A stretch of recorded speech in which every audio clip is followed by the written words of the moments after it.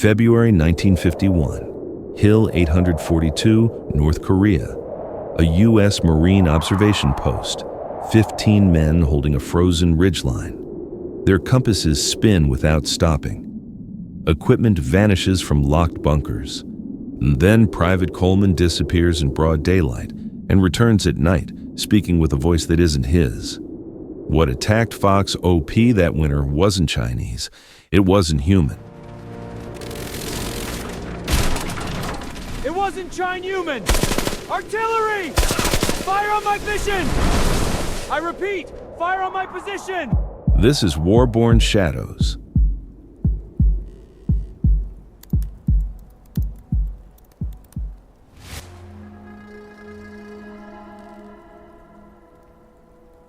The ridgeline wind cut through 3 layers of wool and canvas like we were standing there naked. February 1951, Gangwon Province, and the thermometer outside our bunker read -18 Fahrenheit. I was Corporal James Mitchell, forward observer attached to 2nd Battalion, 7th Marines, and I'd been staring at these frozen mountains for 6 weeks, watching Chinese positions through a spotting scope that kept fogging up every time I exhaled. Our observation post sat on a razorback ridge. The map's called Hill 842, though we just called it the Tooth. 15 men, 3 machine gun emplacements, 1 60mm mortar pit, and a bunker complex dug into frozen dirt that rang like iron when you hit it with an entrenching tool. Battalion wanted eyes on the valley approaches, wanted artillery corrections if the Chinese tried pushing south again. We had sea rations, ammunition, radio contact every 4 hours, and orders to stay put until spring thaw made the mountain roads passable again. I'd worked with PFC Robert Liu since Incheon. 22 years old from San Francisco, spoke Mandarin and enough Korean to get by, ran our AN/PRC-10 radio like it was part of his nervous system. He kept the radio log and handwriting so precise it looked like typewriter keys, noted every transmission with timestamp and atmospheric conditions. February 8th, 0600 hours. Battalion reports all quiet, weather moving in from north, visibility dropping. The kind of professional documentation that made forward observers valuable. Sergeant Thomas O'Brien ran our position like he'd run positions in the Pacific 6 years earlier. 40 years old, face like weathered saddle leather, hands that never shook even when incoming artillery walked shells up the ridgeline. He'd survived Guadalcanal and Peleliu, transferred to occupation duty in China, volunteered for Korea when the shooting started. He walked the perimeter every morning at 0530, checked firing positions, inspected ammunition stores, talked to every Marine by name, the kind of NCO who kept 15 men alive on an exposed ridgeline in hostile territory. Private Daniel Park arrived February 4th, ROK liaison attached from the Korean Military Advisory Group. 20 years old, born in Seoul, educated in mission schools, spoke English with a British accent that sounded strange coming from someone wearing Marine dungarees. He knew these mountains, had family from villages 30 miles south, understood terrain features the maps didn't show. O'Brien put him on perimeter patrol with Lance Corporal Vincent Torres, ammunition bearer from El Paso who'd been humping ammo cans since October. The first compass problem happened February 9th. Torres reported it during evening stand-to, walking the wire with Park while I was plotting artillery concentrations for the night defensive fires. "Corporal, my compass is fucked!" He showed me the lensatic compass from his pack, watched the needle spin like a roulette wheel, never settling, just rotating slowly through all points. "Worked fine this morning. Now it's doing this bullshit." I checked my own compass. The needle pointed northeast, wavered, swung to southeast, drifted back. Not spinning wildly like Torres's, but definitely not holding magnetic north the way it had that morning. "Mineral deposits," I said, because that's what the manual suggested when compasses misbehaved. "Iron ore in the rock, something metallic screwing with the needles." Park was watching the mountains, not the compasses. The sun was dropping behind the western peaks, turning the snow orange and purple, casting shadows that stretched across the valley like dark fingers. Corporal Mitchell, he said quietly. Has anyone been building stone piles around the perimeter? We walked the wire as darkness came down. Every 50 meters, someone had stacked stones into small cairns about 3 feet tall, built with care, balanced precisely. 7 of them circling our position, each one placed just outside the barbed wire, each one built from rocks that weren't there yesterday. O'Brien joined us at the northern cairn, stood looking at the stacked stones with his hands in his pockets. Nobody from our position built these, O'Brien said. I've had men on watch all day. Nobody saw anything. Nobody heard anything. He kicked the nearest cairn and stones scattered across frozen ground. Could be Chinese. Marking our position for mortar crews, maybe. Psychological warfare bullshit. Park was shaking his head before O'Brien finished speaking. Not Chinese tactics. This is something else, something older. He looked at the remaining cairns, 6 stone pillars standing in the twilight around our perimeter. My grandmother talked about these. Mountain markers. The Dokkaebi build them. The what? Torres was stamping his feet against the cold, breath steaming in the air. Dokkaebi, mountain spirits, goblins, you might say in English. Tricksters. Park's voice was careful, academic, like he was explaining something from a textbook. They steal things. They confuse travelers. They make people see things that aren't real. Old stories from before the war, before any of this. He gestured at the ridgeline, the bunkers, the machine gun positions. My grandmother said they lived in these mountains before people came. They don't like soldiers. They don't like loud noises and violence. O'Brien looked at Park for a long moment, then looked at me. Get Liu on the radio. I want to report these cairns to battalion. Let them decide if it's worth worrying about. He kicked another stone pile flat, scattered the rocks down the hillside. And I want double sentries tonight. 2 men on every position. If someone's fucking with us, I want them spotted before they get close. I found Liu in the bunker making coffee on a field stove, radio log open beside him. He'd logged the 1600 transmission, received acknowledgement from battalion, noted weather deterioration and visibility at quarter mile, professional documentation, everything by the book. Need to send a contact report, I told him. Strange activity around the perimeter, possible hostile reconnaissance. Liu got battalion on the first try. The radio worked perfectly, signal strong and clear despite the weather moving in. I gave the report to Captain Harris, battalion intelligence officer. Unknown personnel constructing stone markers around our position, compasses malfunctioning, no visual contact with hostiles. Harris asked about casualties. I said negative. He asked about weapons fire. I said negative. He said monitor the situation and report any hostile contact immediately. That's it? Liu asked after I signed off. They're not sending anyone? No QRF, no reinforcements, nothing? Nearest unit is 8 miles south, I said. Roads are frozen. They're not risking vehicles for stone piles and broken compasses. I looked at the radio log. All those precise entries documenting normal operations on an isolated ridgeline. We're on our own until something happens worth sending help for. The laughter started at 22:30 hours. I was sleeping in the bunker when Torres shook me awake, face pale even in the red light from the field telephone. Corporal, you need to hear this, right fucking now. Outside the bunker, the night was clear and cold, stars brilliant overhead, no moon. I could hear it immediately. Laughter echoing across the ridgeline, high-pitched, childlike, coming from multiple directions at once, not human laughter exactly. Something wrong with the rhythm, the pitch shifting in ways that made my teeth hurt. Torres was standing beside the machine gun position with Private Jackson, both of them staring into darkness beyond the wire. Started about 10 minutes ago, Torres said. Thought it was Chinese at first, PSYOPs broadcast or something. But there's no speakers, no equipment. It's just out there, in the mountains. The laughter stopped. Silence rushed back in, profound and complete. Then somewhere down the slope, someone started singing. Korean children's song, high, clear voice, echoing up from the valley.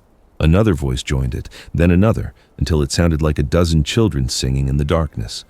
O'Brien emerged from the command bunker, helmet on, carbine in his hands. Anyone got visual?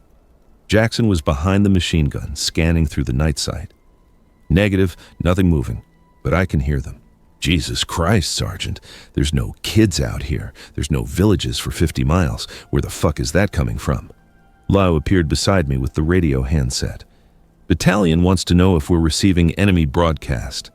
Captain Harris thinks it might be psychological warfare. Chinese trying to unsettle us before an assault. O'Brien was listening to the singing, face expressionless in the starlight. Tell battalion negative enemy broadcast. Tell them we have unidentified audio phenomenon. No visual contact. No indication of enemy movement. He looked at Park, who'd come up from the southern position. You know this song? Park nodded slowly. It's old. Very old. Children's game song about catching Dokkaebi in the mountains. He was staring at the darkness beyond the wire. They're singing it wrong, though. The words are backwards. The melody is inverted. The singing stopped. The laughter started again, closer now, just beyond the wire, high and bright and completely inhuman. O'Brien raised his carbine, clicked off the safety. Everyone on full alert. If anything moves out there, I want illumination and suppressing fire. But nothing moved. The laughter continued for another 20 minutes, circling our position, never coming closer, never moving away. Then it stopped, and the mountain fell silent again, and we stood there in the darkness, listening to absolutely nothing until dawn.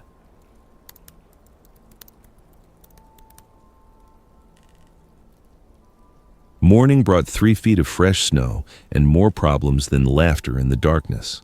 Torres discovered it first during 0600 stand 2. His M1 Garand was gone from the rack beside his sleeping position. Not misplaced, not moved to another location. Gone. He'd cleared and racked it at 0200 when he came off watch, following procedure exactly like he'd done 100 times before. Now the weapon rack held 14 rifles and one empty space where serial number 4532167 should have been. O'Brien assembled everyone in the command bunker at 0630. 15 Marines minus the 2 on perimeter watch, crammed into a space built for 8, breath steaming in the cold. Someone took Torres's rifle, O'Brien said flatly. I want it found. I want it found now. We do not lose weapons. We do not misplace equipment. Check every position, every bunker, every storage area. 30 minutes. Move. We tore the position apart, checked weapon racks, ammunition bunkers, supply caves, fighting positions, looked under tarps, inside crates, beneath sleeping bags. Lou and I searched the radio bunker, moved every piece of equipment, checked behind the generator, emptied supply boxes. Nothing. Jackson and Private Coleman searched the mortar pit, checked ammunition stores, examined every piece of gear. Nothing. The rifle was simply gone, vanished from a locked bunker in a fortified position on an isolated ridgeline. Could someone have taken it outside? Liu asked. Overnight? Maybe for extra watch duty? Nobody takes a weapon off the rack without logging it, O'Brien said. His face was dark red now, angry in a way I'd never seen before. And nobody took watch duty with 2 rifles. Someone is fucking with us, either one of our own men or someone got inside the perimeter. Park found the rifle at 0715. It was standing upright in the snow outside the wire, 30 meters down the northern slope, barrel down, stuck vertically into a snowdrift like someone had planted it there. The bolt was missing. The trigger assembly was missing. The rifle had been field stripped and partially reassembled wrong, with parts missing and parts installed backwards in ways that made no mechanical sense. O'Brien and I went down the slope to retrieve it. The snow around the rifle was completely undisturbed, except for the weapon itself. No footprints, no tracks, no indication of how it got there or who carried it. The rifle was frozen solid, ice coating the receiver, snow packed into the barrel. O'Brien pulled it from the snowdrift and turned it over in his hands, examining the impossible assembly. "This is expert work," he said quietly. "Whoever did this knows how a Garand operates, knows it well enough to take it apart and put it back together wrong on purpose. This isn't random vandalism. This is someone sending a message." We climbed back to the perimeter. Torres was waiting at the wire, face pale, looking at his disassembled rifle like it was a dead animal. "Sergeant, I locked that weapon. I cleared it, I racked it, I locked the bunker. Nobody could have gotten past the watch without being seen." "Someone did," O'Brien said. He handed the rifle to Torres. "Get it cleaned, get it operational, and from now on, nobody sleeps without their weapon physically touching them. I don't care if it's uncomfortable. I don't care if it's inconvenient. Your rifle stays in your hands or it disappears." The compass problem got worse throughout the morning. By 900, every compass in the position was spinning uselessly. Lensatic compasses, wrist compasses, the emergency compass in the radio kit, all of them rotating slowly, needles drifting through the cardinal points like they were tracking something that kept moving. Liu tried to call in artillery corrections and couldn't provide accurate azimuth readings. I tried to plot defensive concentrations and couldn't establish proper coordinates. "We're blind," Liu said, staring at his compass. "If we need to call fire, if we need to direct aircraft, we can't provide accurate targeting. We can eyeball it, estimate directions, but actual precision fire? Forget it." Battalion wanted an explanation. Captain Harris came on the radio at 10:30, voice sharp and irritated. "Fox OP Battalion, explain why you cannot provide standard directional reporting. What is your equipment status?" "Over." I took the handset from Liu. "Battalion, Fox OP. All magnetic compasses non-functional. Needles rotating continuously. Unable to establish magnetic north. Request replacement equipment or surveying team for position verification. Over." Static on the line. Then Harris again. "Fox OP Battalion. Request denied. You have map coordinates. You have terrain features. Use alternative navigation methods. Battalion out." Liu was shaking his head. "Alternative navigation methods. Jesus Christ. Does he think we're on a training exercise? We're calling fire missions in hostile territory with broken compasses, and he wants us to use terrain features?" Private Coleman disappeared at 14:45 hours. He'd been on perimeter patrol with Jackson, walking the southern wire, checking fighting positions. Jackson said they separated at the mortar pit, Coleman heading east toward the observation post, Jackson heading west toward the machine gun position. Standard patrol procedure, both men within shouting distance, both men visible from the command bunker. When Jackson reached the western position and looked back, Coleman was gone. Not taking cover, not investigating something, just gone. Jackson called out, got no response, ran back along the perimeter. Found Coleman's rifle leaning against the sandbags at the observation post. Found his helmet on the ground beside it. Found his gloves laid carefully on top of the helmet, arranged precisely, fingers spread. But no Coleman, no tracks in the fresh snow except Coleman's boot prints ending at the observation post, and then nothing, like he'd been lifted straight up into the air and carried away. O'Brien put everyone on full alert. Combat readiness, weapons loaded, positions manned.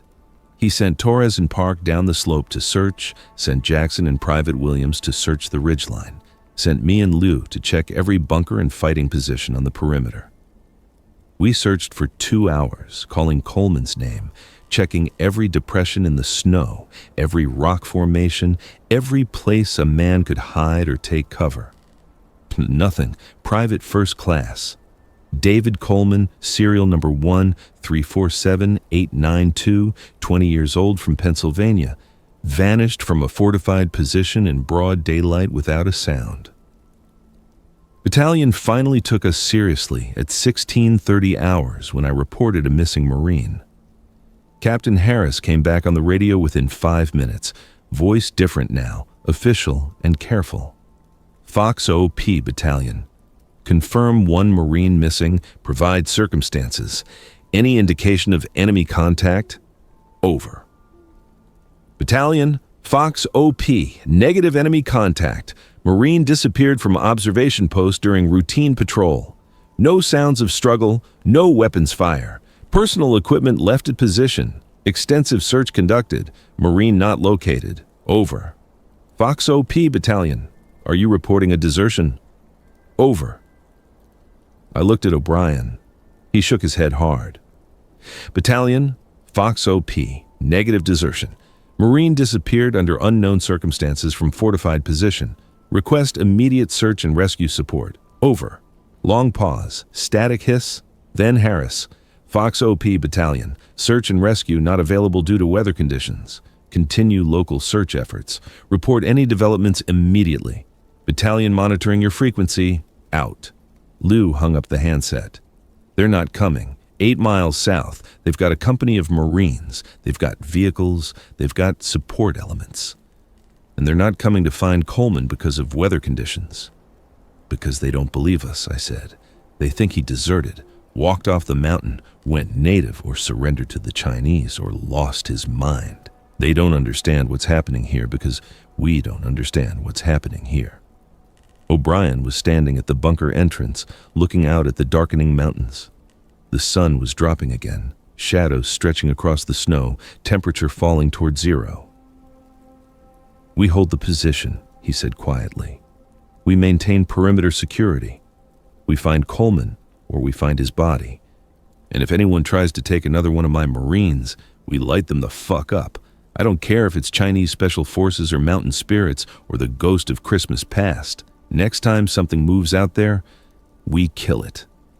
Park was standing beside him, face pale in the fading light. Sergeant? The Dokkaebi stories.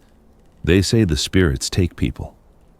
Not to kill them, to keep them, to confuse them, make them part of the mountain. Coleman might still be alive. He might be close, but he won't be Coleman anymore. He'll be lost, changed. Then we find him before that happens, O'Brien said. Torres, Williams, Jackson, you're on perimeter security. Mitchell, Liu, you stay on the radio. Park, you're with me. We're going to search that observation post again. There has to be something we missed. There has to be some indication of where he went. But we all knew there wouldn't be. Whatever took Coleman had left no trace except carefully arranged equipment and boot prints that stopped in the middle of fresh snow. The mountains were watching us now, and we could feel it. Every shadow seemed too deep. Every sound seemed wrong. The cairns had reappeared around the perimeter during our search, rebuilt exactly where O'Brien had kicked them down, 7 stone pillars standing in the twilight like markers for something we couldn't see.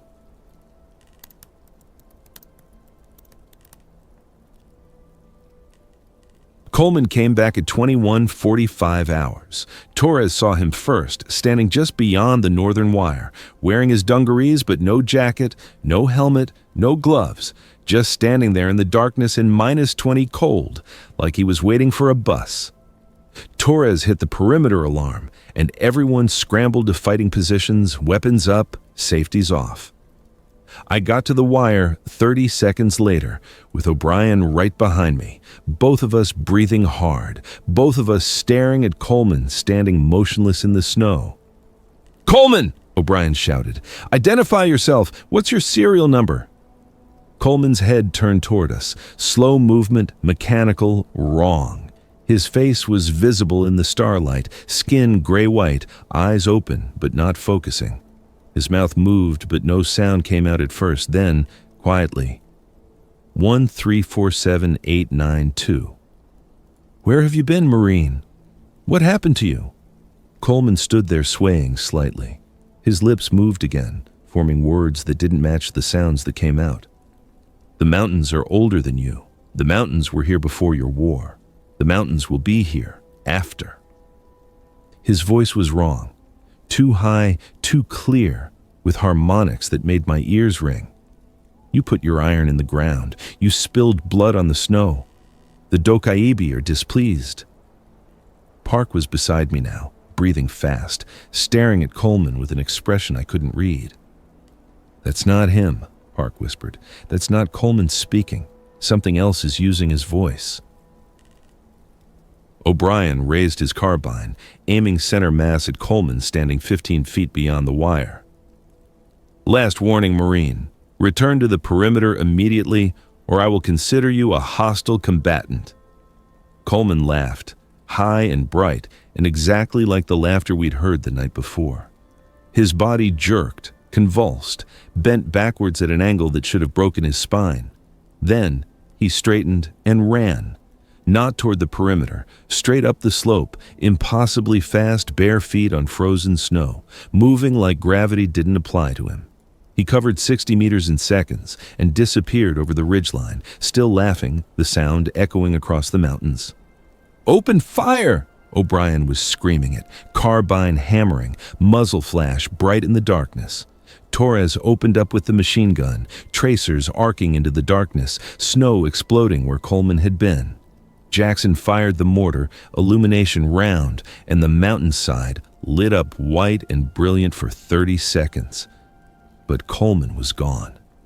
Just footprints in the snow leading up the slope, human footprints that stopped at the ridgeline, and then nothing, like he jumped off the mountain into empty air.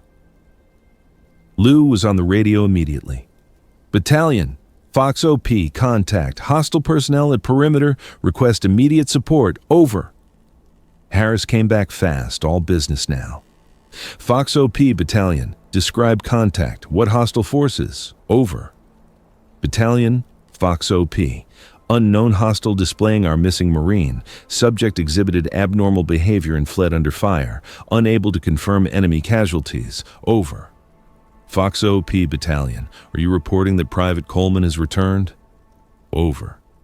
I took the handset from Liu. "Battalion, Fox OP, negative. We are reporting hostile personnel wearing Coleman's identity." Subject spoke with altered voice. "Subject fled at impossible speed under direct fire. This is not a standard enemy contact. Request immediate reinforcement. Over." Static. Long pause. Then Harris, voice cold and precise. "Fox OP, Battalion, your position is reporting increasingly erratic contact. Be advised all reports will be documented for review. Continue mission. Maintain position. Battalion out." Liu looked at me. "They think we're losing it. Combat fatigue, hallucinations. They think we're seeing things that aren't there." "We all saw Coleman," I said. 15 Marines saw the same thing. That's not mass hallucination. That's something real." O'Brien was checking ammunition, counting magazines, examining the machine gun belts. "Doesn't matter what Battalion thinks. Doesn't matter what's real or not real. Something is fucking with us, and it just used one of our own Marines as bait. So we treat this as hostile contact. We establish defensive protocols. We maintain security. And if anything comes at us again, we kill it with everything we have." The laughter started again at 2300 hours. Not just from one direction this time, from everywhere. Surrounding the position, coming from the valley, from the ridgeline, from the mountains themselves. Dozens of voices, hundreds maybe, high and clear and completely inhuman. The cairns around the perimeter started glowing. Faint blue-green light, phosphorescent, pulsing in rhythm with the laughter. Then they came over the wire. Not soldiers, not Chinese, not human. Small figures, 3 feet tall, moving on 2 legs or 4 legs or no legs at all, flowing across the snow like liquid shadow, faces like wooden masks, crude and angular, eyes glowing the same blue-green as the cairns. Some carried clubs, some carried nothing, all of them laughing as they came at us. O'Brien opened fire first. The carbine barked, muzzle flash lighting up the nearest figure, center mass shot at 20 feet. The thing jerked, stumbled, kept coming. Torres hammered the machine gun, tracers cutting through 3 figures charging the northern wire. They fell, rolled, got back up, pieces missing but still moving, still laughing. Jackson fired the mortar, high explosive, and the impact obliterated 2 figures completely, but 4 more came over the ridgeline to replace them.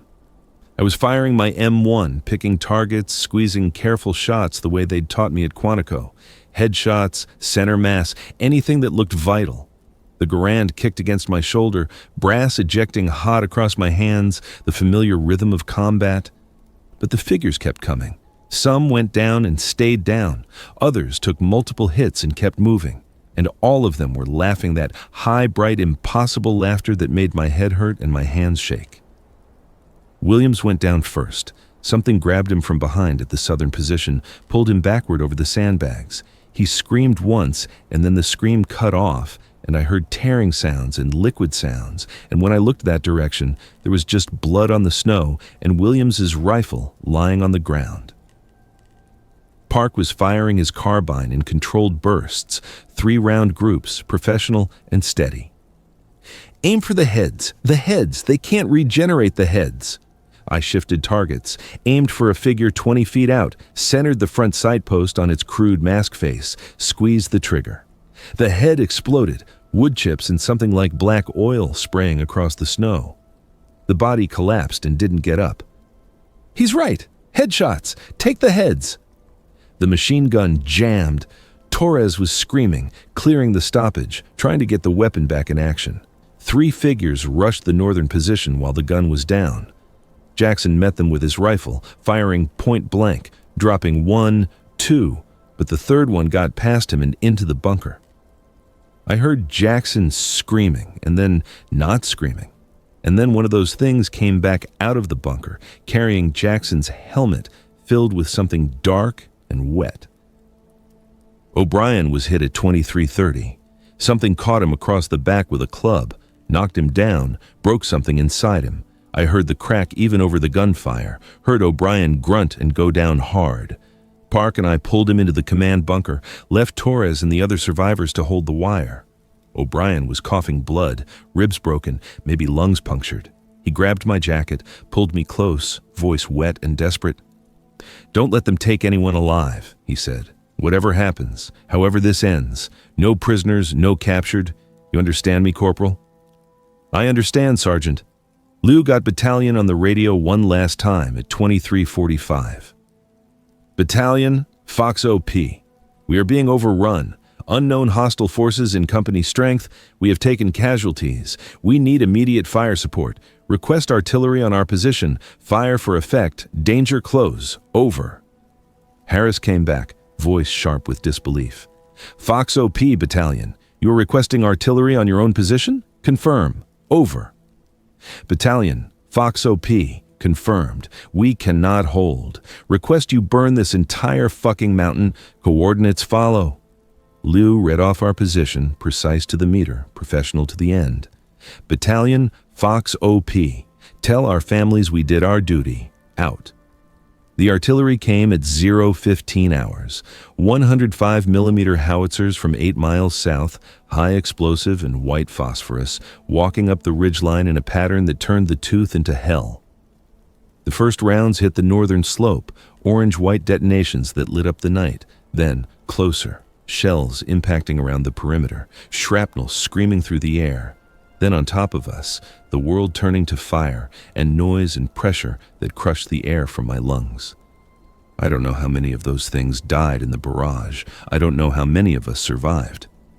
When the firing stopped 20 minutes later and the mountain fell silent again, I found myself buried under collapsed sandbags in the command bunker, ears ringing, blood running down my face from a shrapnel cut. Liu was beside me, unconscious but breathing. Torres was in the corner, eyes open, staring at nothing, dead from concussion or blood loss or shock. O'Brien was gone. So was Park. So were Jackson, Williams, Coleman, and 6 others. When Battalion finally sent a relief company up the mountain 3 days later, they found 4 survivors, me, Liu, and 2 Marines I barely remembered from the southern position. They found wreckage, blood, shell craters, and no bodies except our own dead. Everything else had vanished.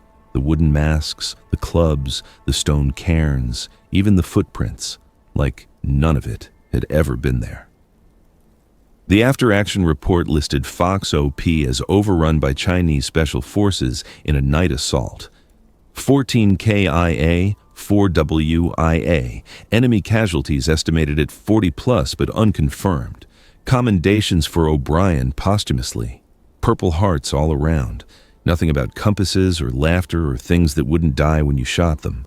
Nothing about Dokkaebi or mountain spirits or Marines being used as puppets by something older than the war. I finished my tour, took my discharge, came home to Montana. Liu went back to San Francisco, works in his family's restaurant, doesn't talk about Korea. We exchange letters once a year, always around February, always brief. Neither of us mentions the tooth. Neither of us talks about what we saw that night. The official record says Chinese Special Forces. The official record says we did our duty and held our position as long as humanly possible. But I still can't use a compass. The needle spins and never settles. And sometimes, late at night when the wind comes down from the mountains, I hear laughter, high and bright and impossible. And I remember O'Brien's last words. Don't let them take anyone alive, because whatever took Coleman that day, whatever used him to mock us that night, it wasn't Chinese, it wasn't human. It was something we had no training for, no weapons against, no protection from, except artillery fire and the mercy of distance. The mountains remember, the Dokkaebi remember. And somewhere on Hill 842 in the Gangwon province, stone cairns still stand in the snow, marking the place where 15 Marines learned that some wars are older and stranger than anything in the manual.